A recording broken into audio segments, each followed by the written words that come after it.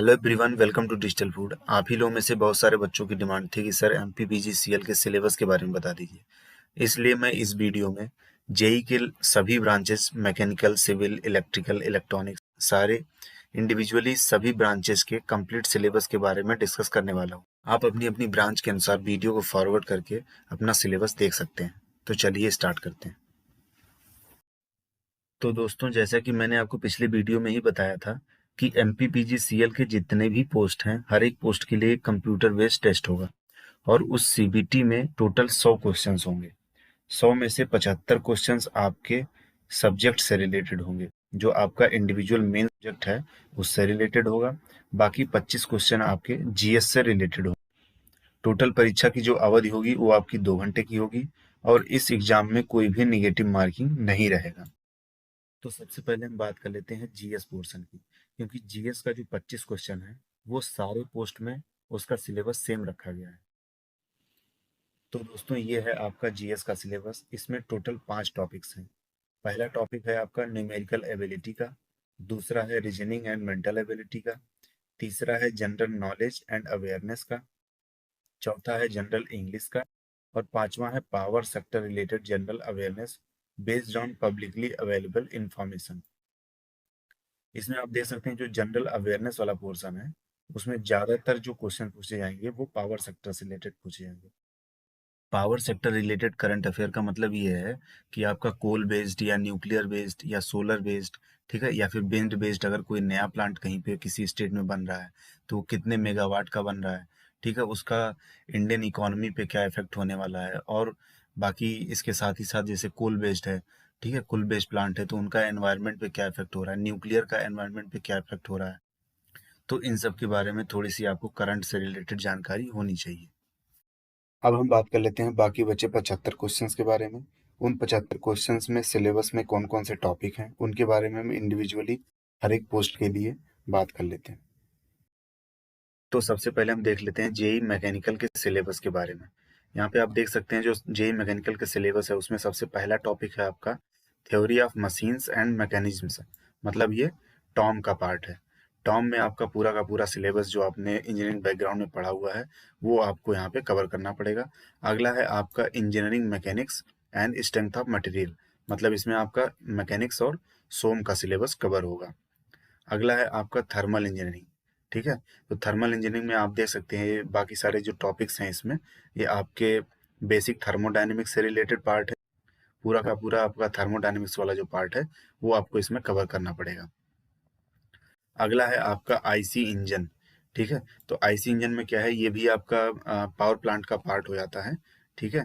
तो IC engine में आपको एयर स्टैंडर्ड साइकिल, ठीक है, और उसके बाद Carnot, auto, diesel, PV and TS diagram, advantage of IC engine, classification of IC engine, इनके कंपोनेंट्स और उनके functions, material and material used for component parts, ठीक है। 4 स्ट्रोक और 2 स्ट्रोक इंजन के बारे में आपको उनका डिफरेंस पता होना चाहिए। एसआई और सीआई इंजन का डिफरेंस पता होना चाहिए। वाल्व टाइमिंग डायग्राम है, ठीक है। और वाल्व टाइमिंग में पोर्ट टाइमिंग एक आता है वो भी आपको पता होना चाहिए। फिर है आपका आईसी इंजन इसमें आ जाता है और फ्यूल सिस्टम आ जाता है, कूलिंग सिस्टम, इग्निशन सिस्टम और इंजन का लुब्रिकेशन सिस्टम और गवर्निंग सिस्टम। साथ ही साथ आपका परफॉर्मेंस कर्व आता है आपका आईसी इंजन का, वो भी इसमें आपको पता होना चाहिए। फिर अगला है आपका power and thermal efficiencies and heat balance, ठीक है। तो आईसी इंजन के इतने सारे टॉपिक्स आपको कवर करने होंगे। अगला है आपका रैंकाइन साइकिल, ये भी आपका पावर प्लांट का ही पार्ट है, ठीक है। ये आपका स्टीम इंजन वाले पार्ट के लिए होता है रैंकाइन साइकिल, ठीक है। इसमें आपका है simple Rankine cycle plot, PVTS diagram और एचएस डायग्राम, ठीक है। Rankine cycle efficiency with and without pump work, ठीक है। ये टॉपिक आपका मैकेनिकल वालों को पता होगा अच्छे से ही, अपना जो आपने पढ़ा होगा उसको आपको रिवाइज करना होगा। अगला टॉपिक आपका है बॉयलर का, ठीक है। तो बॉयलर जो आपने पढ़ रखा है, बॉयलर का पूरा आपको कवर करना पड़ेगा। अगला है आपका स्टीम एंड गैस टरबाइन, ठीक है। तो ये आपका स्टीम टरबाइन में आप देख सकते हैं classification of impulse and reaction turbine, ठीक है। इनकी working, work done, efficiencies, compounding, bleeding, reheating, ठीक है, गवर्निंग ऑफ स्टीम इंजन्स, ठीक है। ये भी टॉपिक्स हैं आपके। गवर्निंग कितने टाइप की होती है आपकी, थ्रॉटल है, बाईपास है, नोजल है, ठीक है। और फिर है कंपोनेंट्स, टरबाइन के कंपोनेंट्स क्या है, स्टीम कंडेंसर्स कंपोनेंट्स, इनके construction features, steam nozzles, gas turbines, air standard Brayton cycle, PVTS diagram, ठीक है, classification of open cycle gas turbine and close cycle gas turbine, और उनके बीच में जो आपका कंपैरिजन है वो, और साथ ही साथ आपका reciprocating IC engine and steam turbines, इनके बीच में आपका जो कंपैरिजन है वो भी आपको पता होना चाहिए। साथ ही है इनके एप्लीकेशन की लिमिटेशन क्या है, स्टीम इंजन और गैस इंजन जो है, स्टीम और गैस टरबाइन जो है, इनको कहाँ यूज करते हैं, ठीक है, और इनको क्या यूज करने का फायदा है और क्या नुकसान है, इसके बारे में आपको आइडिया होना चाहिए। अगला है आपका air compressor and their cycles, ठीक है, और इसके बारे में एयर कंप्रेसर और देयर साइकिल्स में क्या है कि ज़्यादातर आपका रेसिप्रोकेटिंग है और आपका रोटरी पार्ट है। रोटरी में आपका सेंट्रीफ्यूगल है, और उसके बाद में आपका एक्सियल है, वेन टाइप है, सिंगल स्टेज और मल्टी स्टेज कंप्रेसर्स हैं, ठीक है, ये टॉपिक्स आपके कंप्रेसर में आ जाएंगे।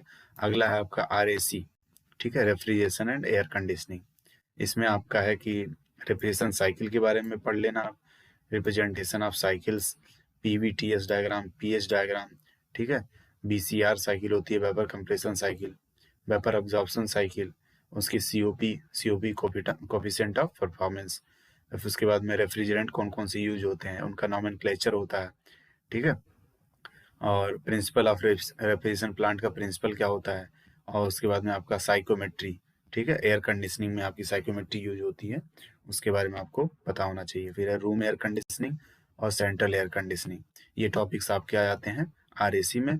अगला है आपका फ्लूइड मैकेनिक्स, ठीक है, फ्लूइड मैकेनिक्स का पूरा पार्ट आपको कवर करना पड़ेगा। अगला है हाइड्रोलिक मशीनरी, हाइड्रोलिक मशीनरी में कुछ सिलेक्टेड टॉपिक्स हैं, जैसे हाइड्रोलिक टरबाइन हुआ, ठीक है, उनकी क्लासिफिकेशन, स्पीड वगैरह के फॉर्मूले वगैरह होते हैं, ठीक है, उनका रेंज होता है, और उस रेंज के हिसाब से टरबाइंस का, ठीक है, डिवाइड होता है टरबाइन, ठीक है, क्लासिफिकेशन होता है, तो वो भी आपको पता होना चाहिए।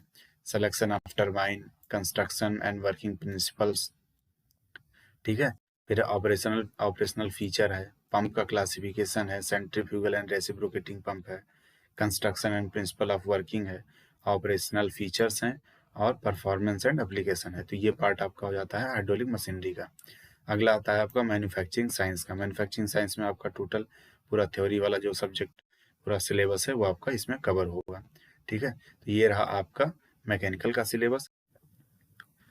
अगला सिलेबस है जेई इलेक्ट्रिकल का, ठीक है, जेई या असिस्टेंट मैनेजर प्लांट या डिस्ट्रीब्यूशन या ट्रांसमिशन या टेक्निकल, इसको इलेक्ट्रिकल ब्रांच के लिए है ये, ठीक है।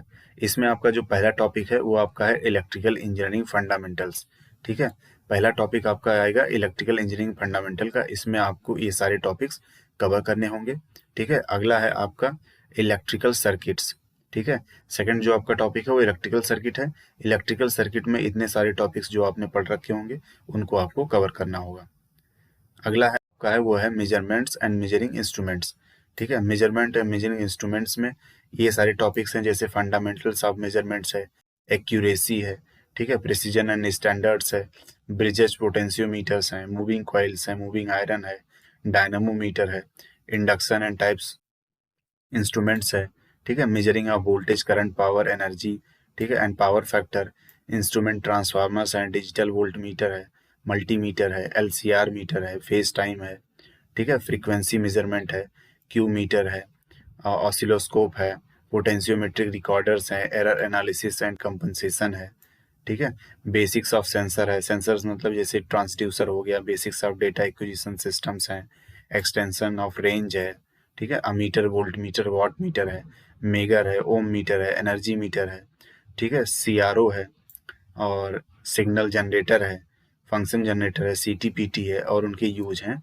और साथ ही साथ आपका अर्थ फॉल डिटेक्शन भी है, ठीक है। तो इतने सारे टॉपिक्स आपके मेजरमेंट एंड मेजरिंग इंस्ट्रूमेंट से आ जाते हैं। अगला है आपका इलेक्ट्रिकल मशीन, ठीक है, इलेक्ट्रिकल मशीन का पोर्शन काफ़ी बड़ा होता है, ठीक है, इसमें आपने जितना भी लगभग से पढ़ रखा होगा अपने इंजीनियरिंग बैकग्राउंड में, वो सारे के सारे टॉपिक्स यहाँ पे आपको कवर करने होंगे, ठीक है। यहाँ पे आप देख सकते हैं कि करके आप पढ़ सकते हैं, इसको पॉज करके आप पढ़ लीजिएगा, ठीक है।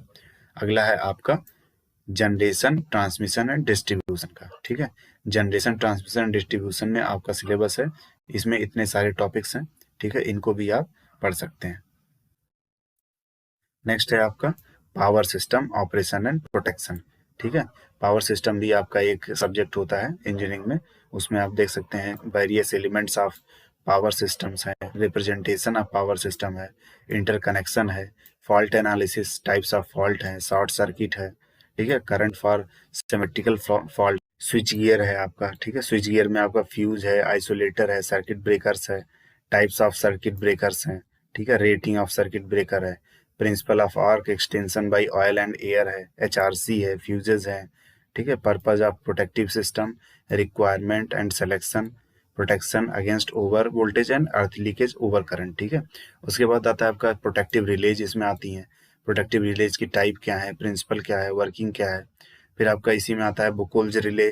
ठीक है, Merz Price system of protection of generators and transformer है, प्रोटेक्शन ऑफ फीडर्स हैं, बस बार है, protection of induction motor, thermal relays and under voltage protection and lightning arrester. ठीक है, तो ये आपका power system operation and protection में इतने सारे टॉपिक्स आ जाते हैं। अगला है आपका पावर इलेक्ट्रॉनिक्स। ठीक है, पावर इलेक्ट्रॉनिक्स में आपका ये वाला टॉपिक्स कवर करने पड़ेंगे आपके, डायोड वगैरह के। ठीक है, नेक्स्ट है आपका एस्टिमेटिंग एंड कॉस्टिंग।